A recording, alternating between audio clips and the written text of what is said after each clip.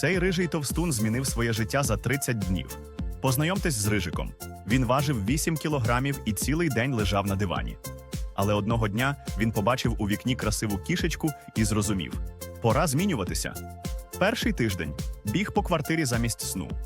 Другий тиждень – стрибки на когтеточку замість їжі. Третій тиждень – ігри з м'ячиком замість лежання. І ось результат. Рижик став справжнім котячим атлетом. Тепер він стрибає на 2 метри, і всі кішечки в районі від нього без розуму. Підпишись, щоб побачити ще більше неймовірних історій котів.